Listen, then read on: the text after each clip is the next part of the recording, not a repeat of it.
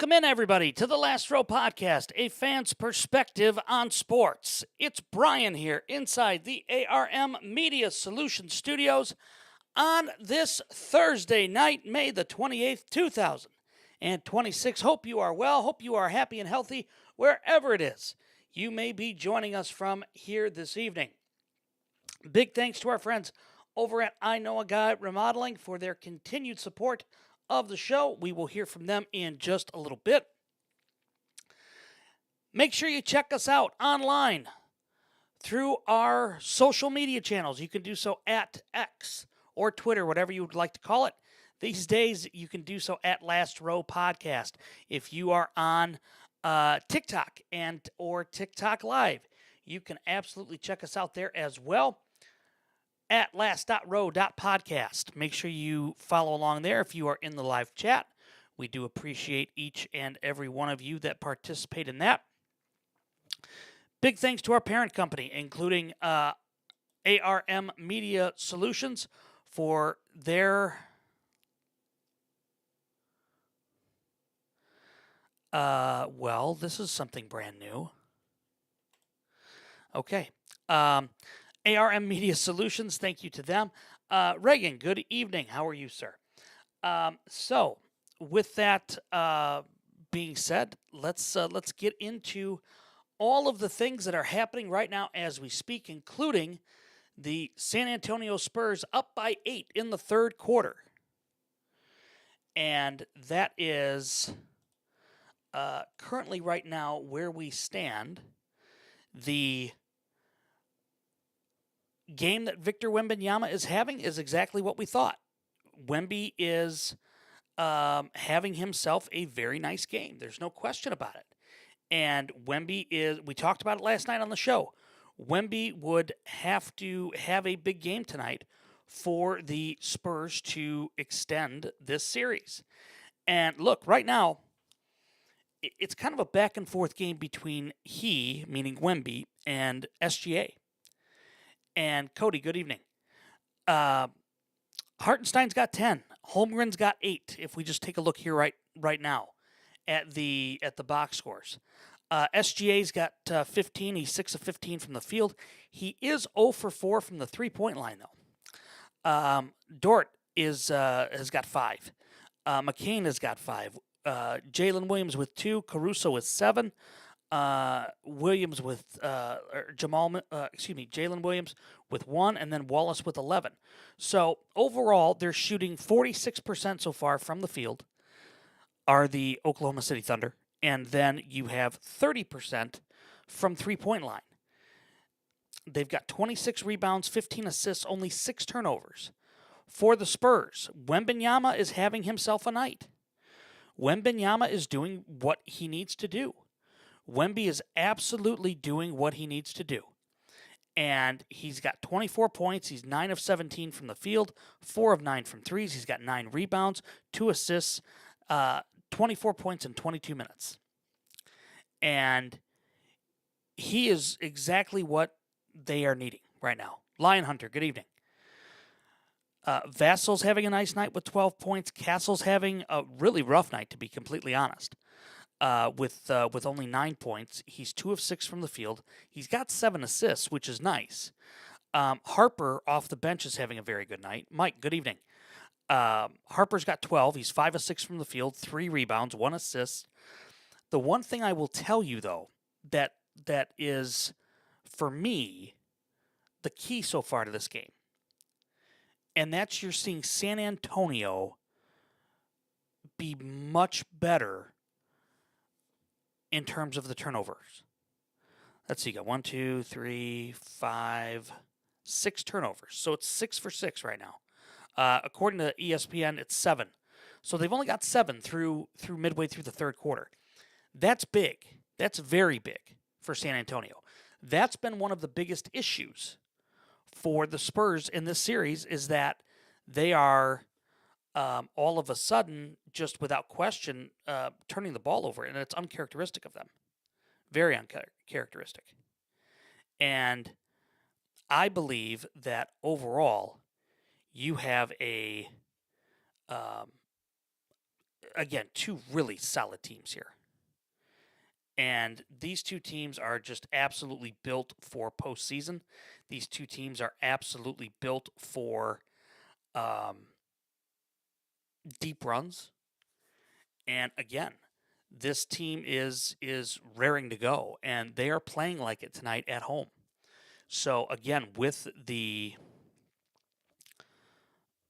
hope of getting,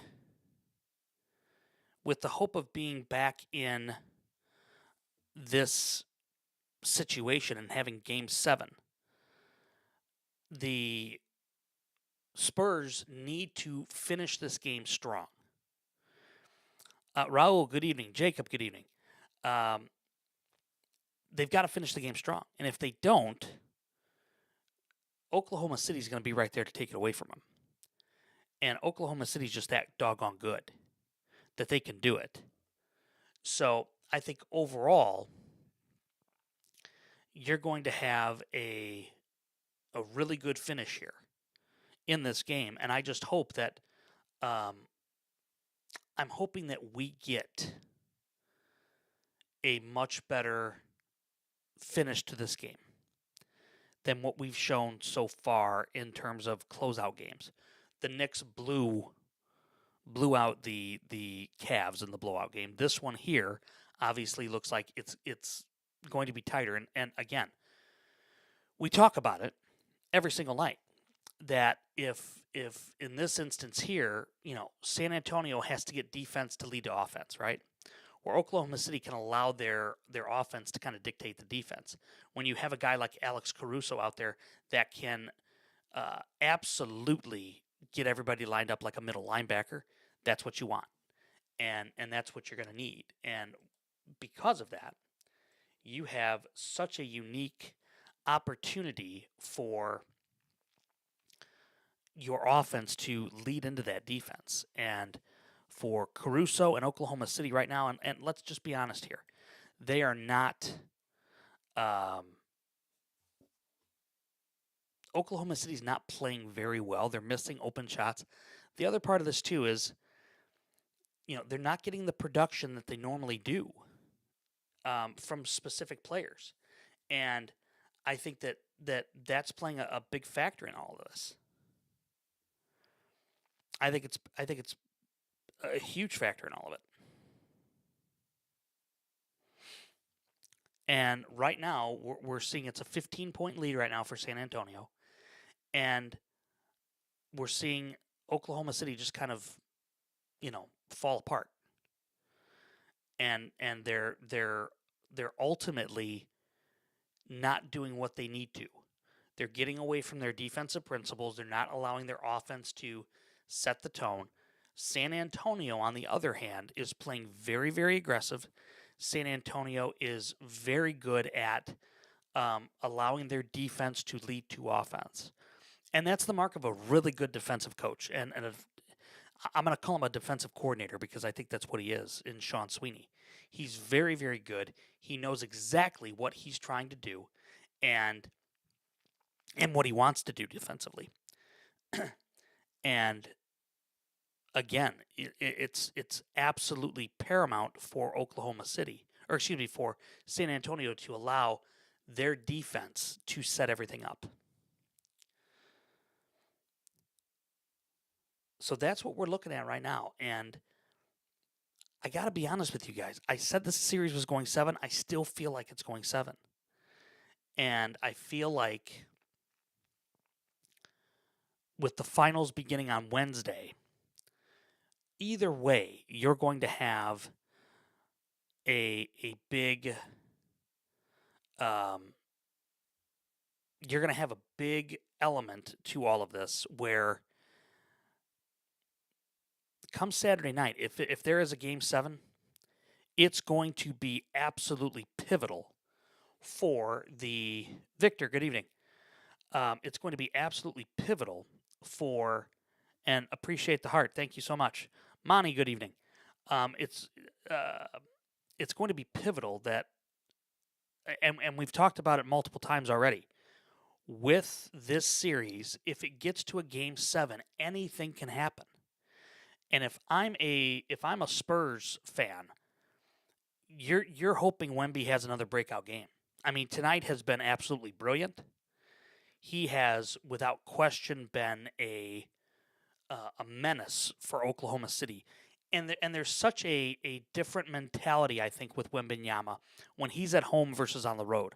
I feel like on the road he tends to play a little bit more tentative. I think in this instance they have a great opportunity to allow Wemby to just kind of play free come Saturday night if it gets to a game 7. There's still a lot of time left in this game. Cody, good evening. I'm glad people are finding the live stream here tonight because when I got onto TikTok, it was I was notified that I was restricted because it wasn't original content, and I was like, wait a minute, what is that all about? So, be that as it may, we are here, we are live, and yeah, absolutely, Cody, please do. Yeah, let me know. Let me know what time you want me on there, and I will do everything in my power to be on there for you. So, watching this game currently right now and analyzing this as we do every single night here on the show. Would San Antonio be here without Wembanyama? And realistically, would Oklahoma City be there without SGA? And I think it's a safe bet to say that no, neither one of these teams would be where they are without these guys. However, if you are able to get either one of them in foul trouble early in a game, whether it's Wemby picking up some cheap fouls or whether it's SGA, being too aggressive, guarding whomever, I think that overall you have to, if you're the Spurs, you've got to do everything in your power that you can to get these guys into foul trouble. And if you're Oklahoma City, you can't let Wemby get going. He's like a major snowball that just continues to roll and roll and roll and roll. And the more that he gets going, the harder it is for teams to stop him. I think Hartenstein has done a good job tonight on him. The problem is that with Hartenstein's, liabilities, we'll call them, he is not as efficient defensively as other people could be, and fouls have been a problem for him. There's no question.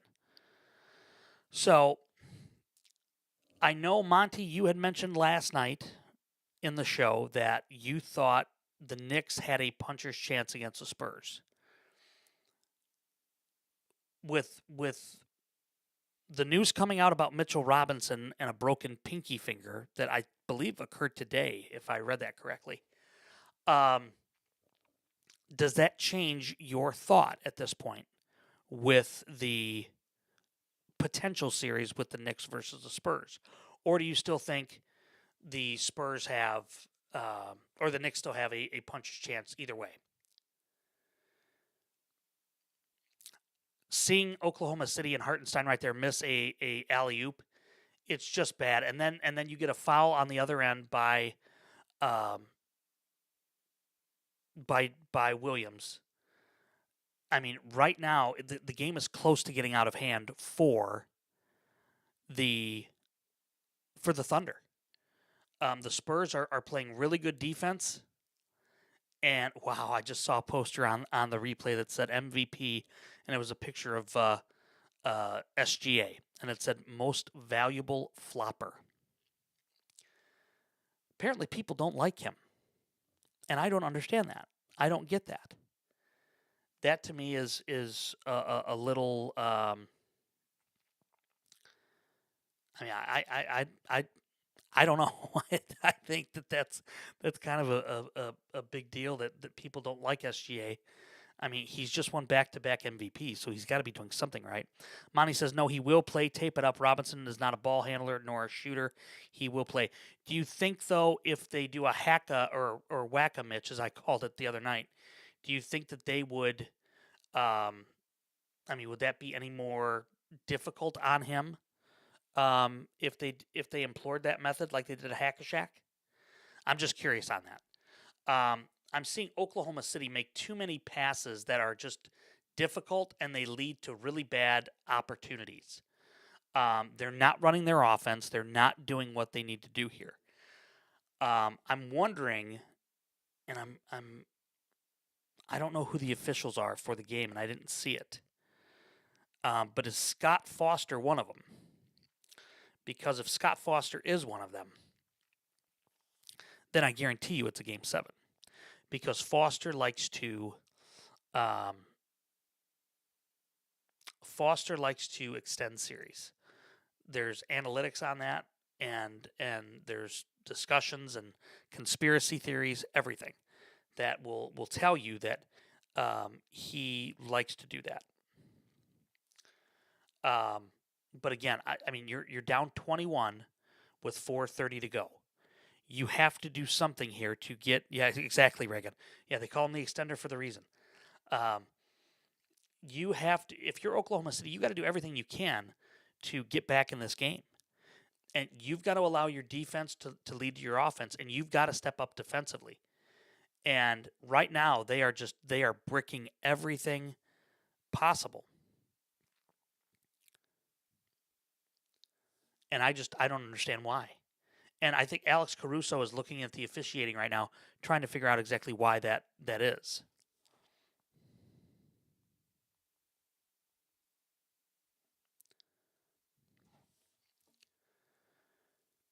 But Oklahoma City is not playing well. Let's call this what it is. In a closeout opportunity, they are not playing well at all. And I have to ask the question as to why Oklahoma City isn't able to close them out tonight. And I think a lot of that is because of Wembanyama.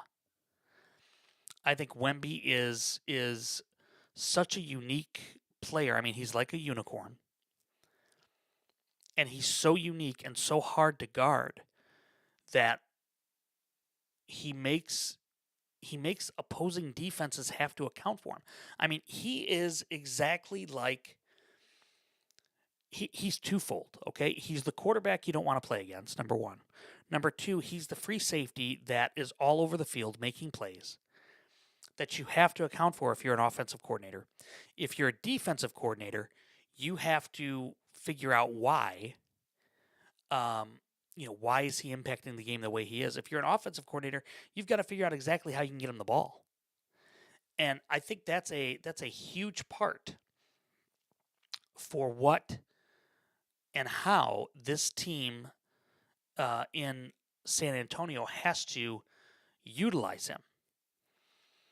And I think that overall, and Reagan, you hit the nail right on the head here. As I was just getting ready to say that, we've had really good games from Alex Caruso. Credit the Spurs tonight for taking him out of this game. He has been absolutely pivotal for these other games, and so far tonight, he's only got 7 points, 3 of 7 from the field, 1 of 3 from the 3-point line. I also think that takes a major toll on his defense. But then I'm looking at the game right now, and I'm just seeing really bad turnovers by Oklahoma City, and it's leading to easy breakout opportunities. The other thing too, and I'm sorry to say this, but Chet Holmgren is not. Briz, good evening. Is not a good defender against Wembanyama. He's just not good enough. He's just not good enough.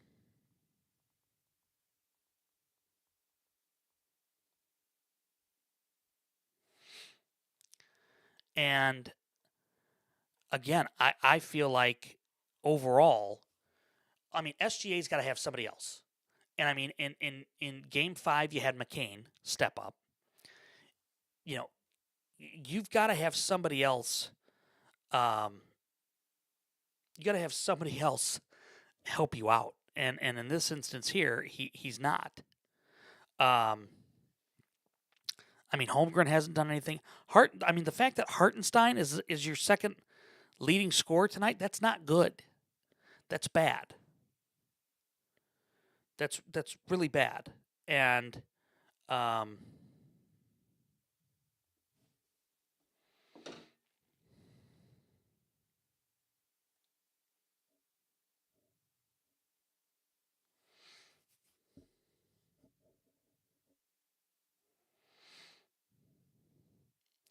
Sorry, guys, I've got to send something to somebody here real quick, so I do apologize.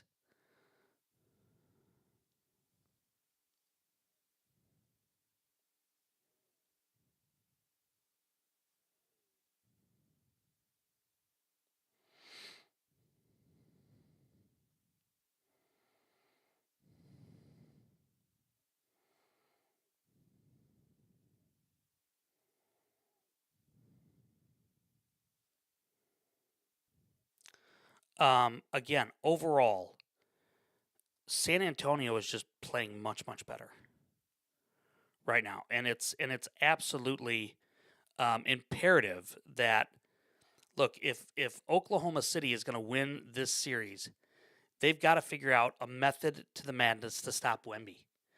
And when Wemby, like I said, when Wemby gets going downhill, it's very difficult for other people to get him to slow down. Number one, number two, it's also difficult for them to,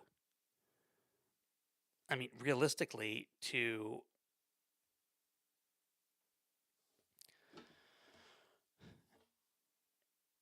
when Wemby gets going, he's such a dangerous player, and yeah, and Monty, I agree with you wholeheartedly, and that's kind of my point of what I'm getting to here is that the fact that when he gets going, he's like a bull in a china shop. And what I mean by that is he's so out of control. He's not able to get himself back under control. And so for Oklahoma City, they've got to do something here to either allow him to drive, but then secondly, if you're going to let him do that, you've got to have somebody willing to step up. And that was where I was heading, Reagan, was the fact that if you allow him to take, deeper threes where he's not getting necessarily set, that's better than what you're, what you normally can do. But I'm looking at this possession right now, him screaming down the floor. I mean, super fast. And he looks like he has another pep in his step tonight. And he looks like he is, without question, he looks like he's moving so much better tonight than what he did in Game 5. And I have to wonder if he was just tired, maybe. I have to wonder if maybe he was, I mean, I don't know the reason why. I'm thinking maybe tired, but who knows? Jersey, good evening. Welcome in, sir. Um,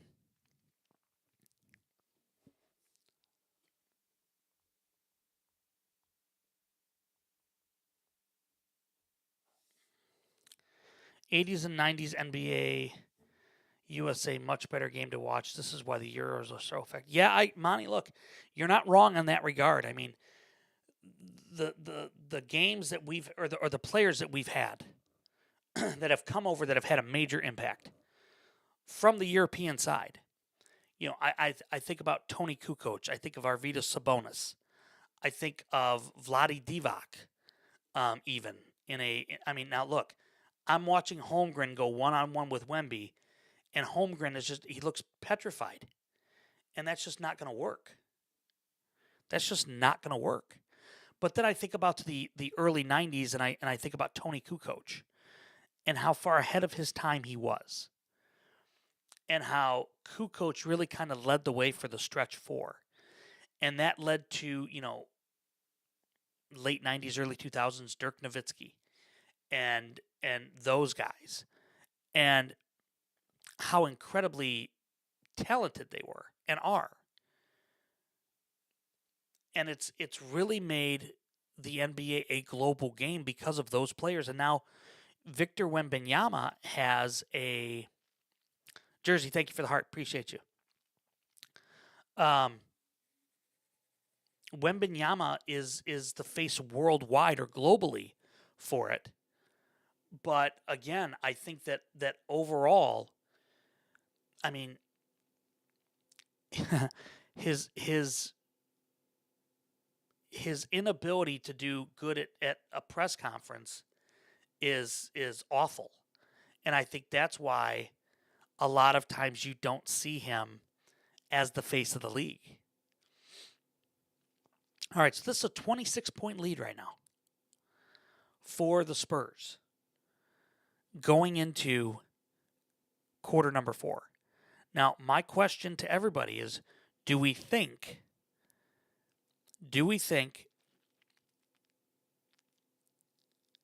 that the Spurs will close this out tonight and force Game 7, or do we think there could be an epic choke job like Cleveland, sorry, Cavs fans, coming up in the fourth quarter?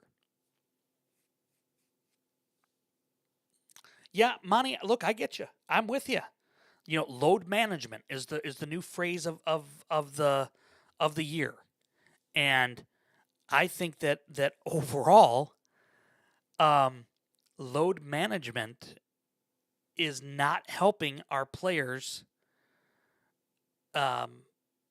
Is not helping the NBA out.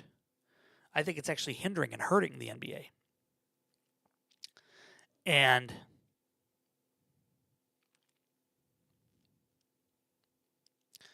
I think that overall, you've got a number of different players that benefit from the load management, but it doesn't work, in my opinion. Okay, we're going to take a quick time out. We're going to hear from our friends over at I Know a Guy Remodeling, and then we'll be back for the fourth quarter here on the Last Row Podcast. Stick around.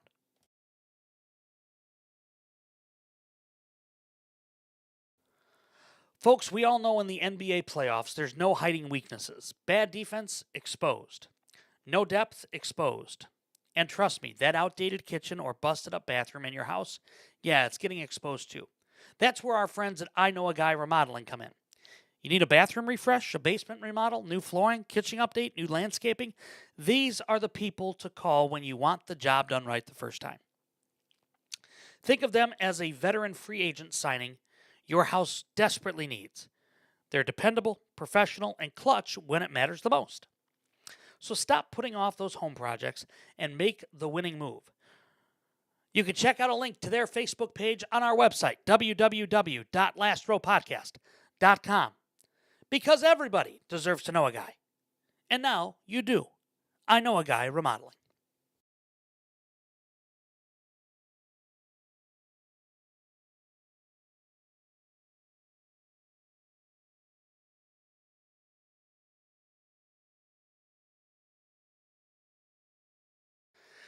All right, welcome back into the Last Row Podcast, everybody.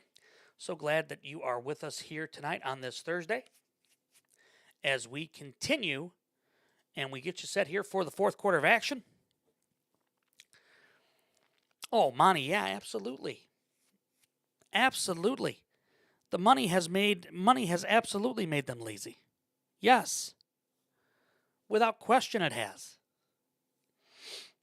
Without question.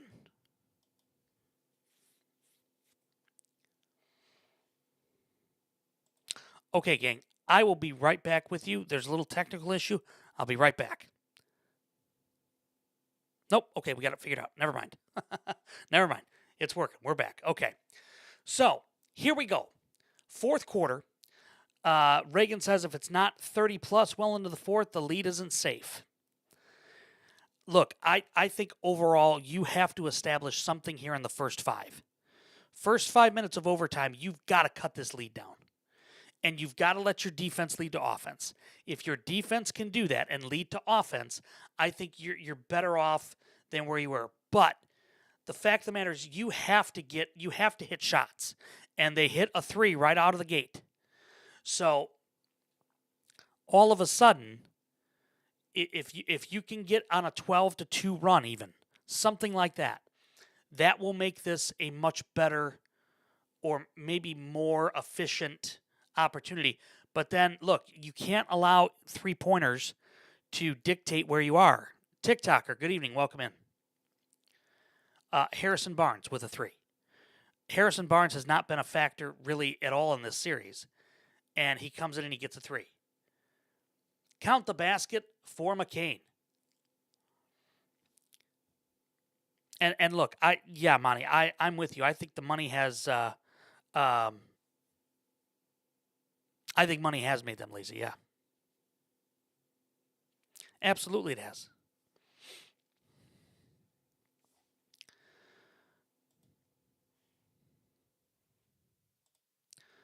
Okay, so let's see here real quick.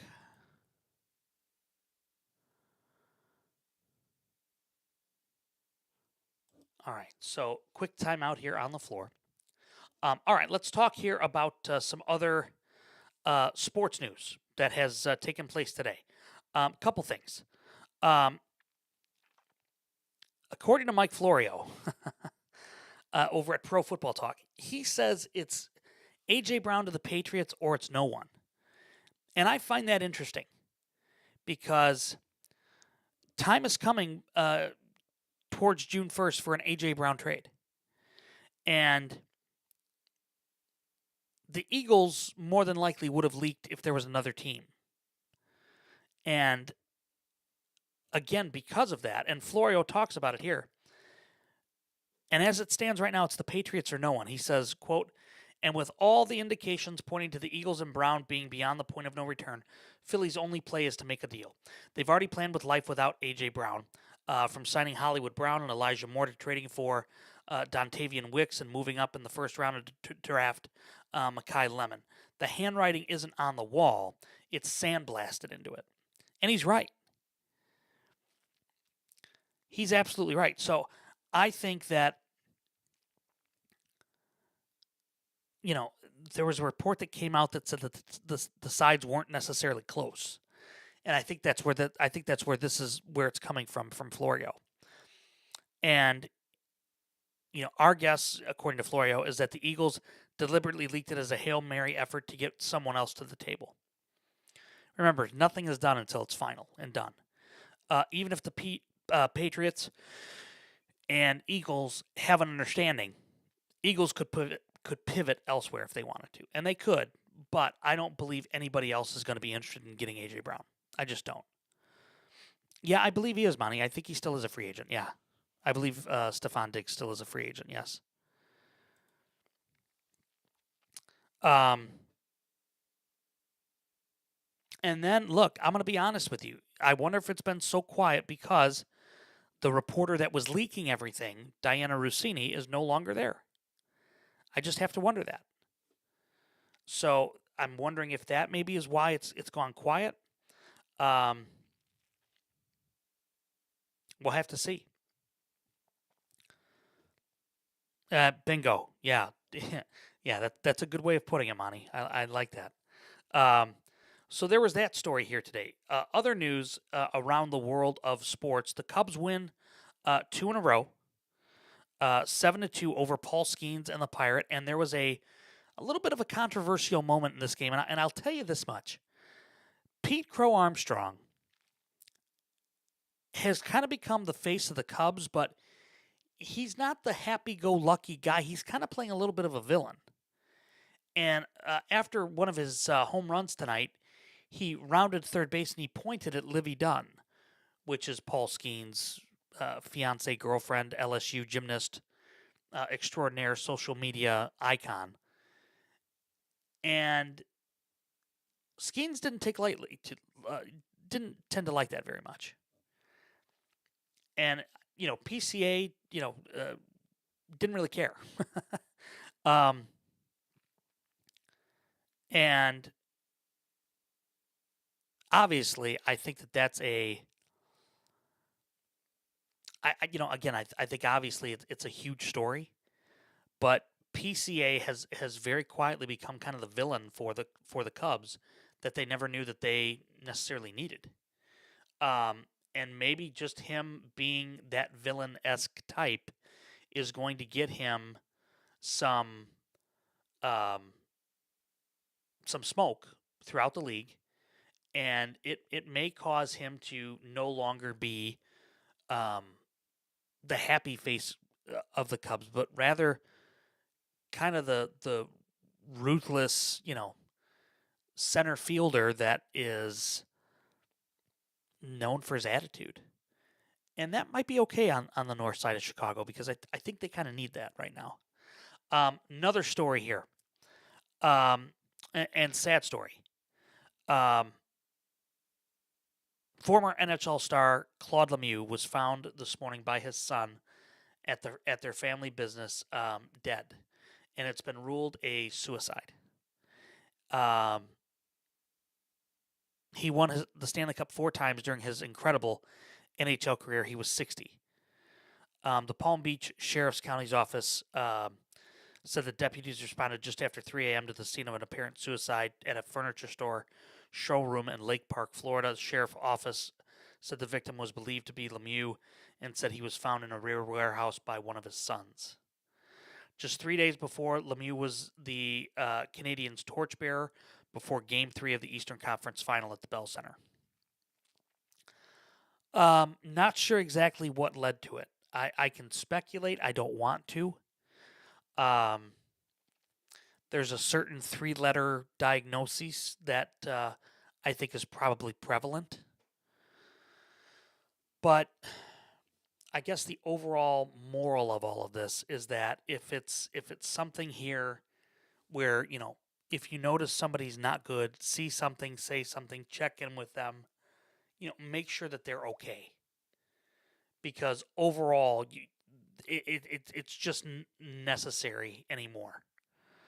And so Claude Lemieux, 60 years old, he played primarily with the Canadiens for 7 years, 6 years with the Devils in 2 different stints, and then with the Colorado Avalanche 5 years, and then making stops with Phoenix, Dallas, and San Jose at the end of his career. He was known for elevating his game in the playoffs, and he won 4 Stanley Cups, 1 with the Canadiens in '86, 2 with the Devils in '95 and 2000, 1 with the Avalanche in '96. Yeah, and Reagan, you put it perfectly right there. Check in all the time, because it's just too anymore. It's just too much. And again, I don't want to speculate, what happened, but I have a feeling that there's a certain 3-letter diagnosis that will come out eventually. Reagan, excuse me, you said, is she somewhat vindicated if the trade goes down? No, I don't think so. I think actually it incriminates her a little bit more because she was the one that was leaking it.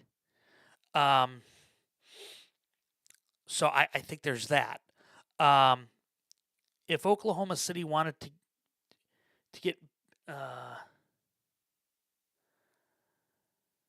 BS, how is SGA not in the game? Well, I mean, look, I think they're trying. I think they're maybe trying to rest him for 7, but I also wonder if he's just, if maybe they're realizing that, look, they're not getting what they need to out of their starters, and let's just bring in the bench guys, concede tonight, and then we'll get back at it on Saturday. But again, I just have to wonder if maybe somehow or another they're, maybe this is Monty, I don't know. I can't tell you specifically why he's not in the game. I would assume that it's because they want to get him rest maybe for the final, 6 minutes or whatever. But I can't. I mean, they are losing defensively. I mean, they're just not doing anything well tonight. So you might have, Mark Daniel saying, "Hey, look, this isn't our time. Let's concede this game to the Spurs. We'll get them back in Oklahoma City." And thus putting all of your faith in Oklahoma City. So we'll see. We'll see. Major League Baseball owners today proposed their first salary cap since the 1994 strike. If that's not an ominous warning to what is coming up here. My concern is that um,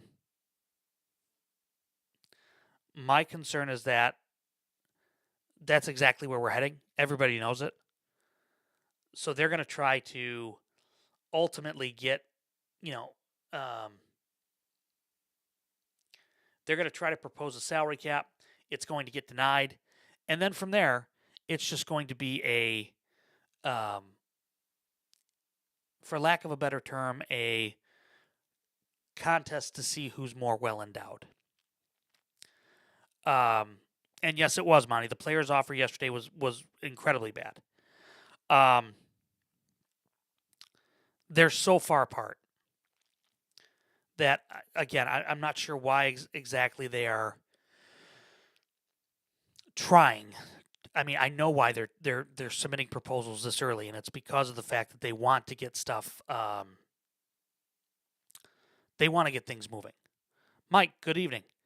But again, it's all dependent on how or what the players feel at this point, and what the players association feels. And if the players association feels like, look, this is all for nothing, they're gonna offer crap. And I think that, again, we're going to see a work stoppage in Major League Baseball come December. I just think.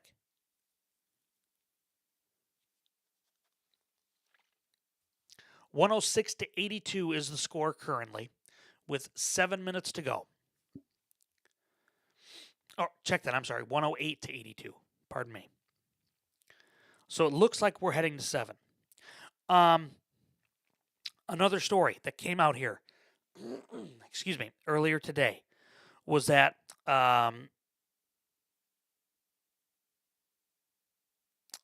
Kyle Busch died last week from a hemorrhagic shock and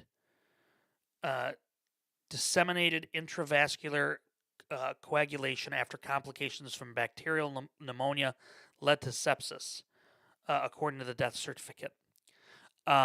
Busch had been experiencing symptoms of bacterial pneumonia for days or weeks before sepsis set in.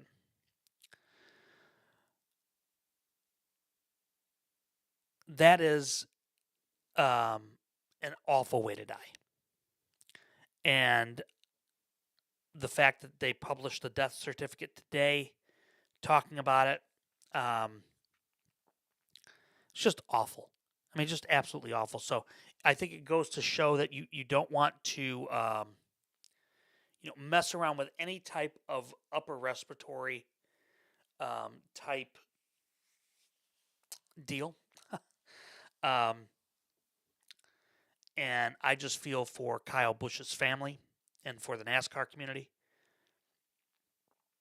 And I just wonder if NASCAR isn't going to do something more throughout the racing season to honor him. It seems to me like it would be the right thing to do, but we'll have to see. Monty, I agree. I think we miss the season next year, and I think it is going to have. Sorry, guys, my allergies are bad. It's going to have such a negative impact on Major League Baseball. You're going to need something like the McGwire and Sosa home run battle of '96 to get things back, or '98, whatever it was. I think it was '98. You're going to need that. And I don't know if you're ever going to have a time like that again in Major League Baseball. I just don't. And I have to think here that with the work stoppage happening, that they are going to it's going to be bad. It's going to be bad. There's no question. And if Major League Baseball doesn't get their act together very quickly, and look, I believe that they are absolutely going to have a work stoppage. I think that overall, you're going to need some type of a miracle to get this the sport back and the fans back, because ultimately that's what counts is the fans. And I I just have a sneaking suspicion that it's too little too late. And I think they're gonna battle back and forth, and it's going to be really, really bad. Yeah, Monty, you're exactly right. Balco, yep.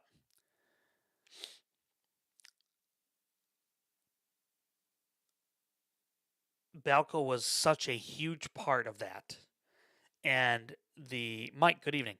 And the fact that the the home run chase, I mean, it became a national news story. I mean, think about that for a minute. It became a national news story. And I think that overall, when it became that news story, it it brought such a focus back into Major League Baseball that it absolutely helped renovate the game and bring the game back to, the fans, and bring the game back to America. And then shortly after that, and I'm saying shortly because it's was only a few years later, you had 9/11 happen. And that was really one of the first major sporting events. I think it actually was the first major sporting event besides WWE holding their first public gathering on a Tuesday night. Um, it was absolutely um, the World Series game with President George W. Bush throwing out the first pitch with the Yankees and the Diamondbacks. And it was absolutely needed, and it helped baseball get back to the Americana, or get back to being the um, America sport. And that's ultimately what it did. And now you're risking all of that. You're giving all of that up because you want a salary cap, and you want, more money in the players' pockets and the owners' pockets. And you're going to need something drastic to happen.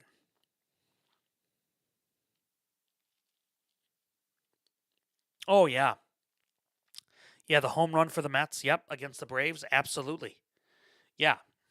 And it was emotional. It was very much emotional. I equate that, Monty, to when the Saints blocked the punt on the first opening, or the first Monday Night Football game since Hurricane Katrina in the Superdome in New Orleans. And when they blocked that punt and returned it for a touchdown, it was absolutely, I mean, booming in that dome. Steve Gleason, yep, exactly right. It was the Steve Gleason play. You're exactly right. And it ultimately made it a very, I mean, that helped put football back on the map, in my opinion, and made football seem more, I guess, human at that point in time, if I can use that phrase. So, all right, we're looking here at the fourth quarter, and it's obvious here that um, the Thunder are conceding tonight. There's no question about that.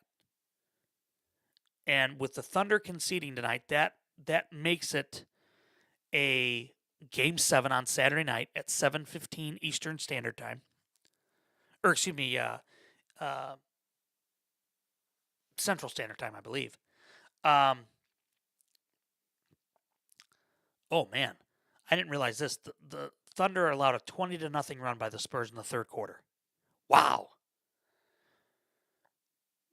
I guarantee you I guarantee you Mark Daniel will show that in film tomorrow. I would bet dollars to donuts that that's what will happen. And show them this is what can happen in Game 7. Now, let's talk about the coaches here for a moment. Game 1 is Wednesday night. Yes, Monty. Let's talk, though, here about the coaches for a moment. You've got Mark Daniel, who is going to lead the Thunder into a Game 7. You've got Mitch Johnson, who is going to lead the Spurs. The big advantage, though, here is that Mitch Johnson can lean on. He can absolutely lean on Greg Popovich. And I'm sure Pop will probably come in and talk to the team like he's done before in this series. And if that happens, I would not be shocked somehow or another if Oklahoma City loses Saturday night. And my next question then would be, is that considered a big upset? If Oklahoma City loses on Saturday night, is that a big upset? Is that a big enough upset? My initial thought is yes. You've got a lower seed beating the higher seed. Granted, they're 1 and 2 in the West, but that's an upset to me. So let's take a look here at the final box scores as we're winding down this game here. And look, this was a game that 20-0 run absolutely put this thing out of reach. Vinny, good evening. And Vinny, goodbye. Hartenstein with 10. Holmgren with 10. SGA with 15. Dort with 5. McCain with 13. Jalen Williams with 4. Caruso with 7. K. Williams with 7. Joe with 3. Wiggins with 2. Jalen Williams with 1.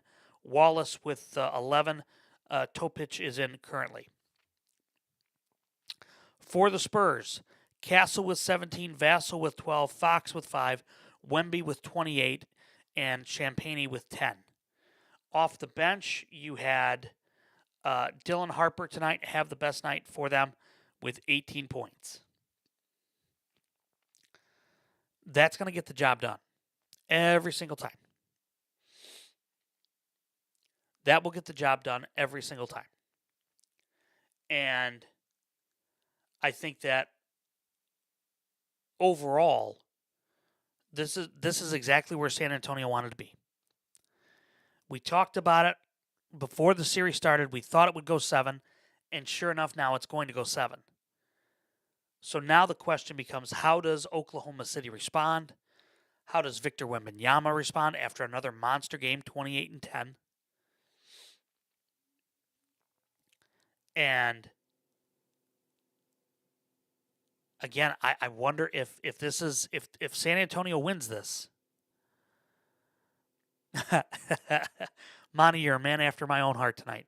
Yes, the 90s Bulls beat both of these teams in 5 or less. I agree. Now, are you talking the second incarnation with Rodman, Pippen, and Jordan, or are you talking the first? Because I think both could and would.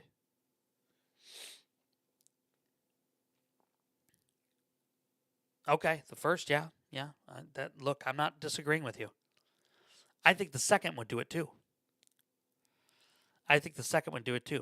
But all right, that's going to put a bow on this edition of the Last Row Podcast.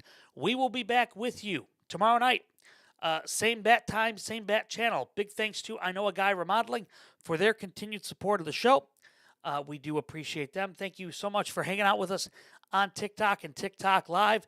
We will be back with you again tomorrow night as we get you set for Game 7 between these two behemoths with the Oklahoma City Thunder and the San Antonio Spurs. And until tomorrow night, I'll see you in the last row.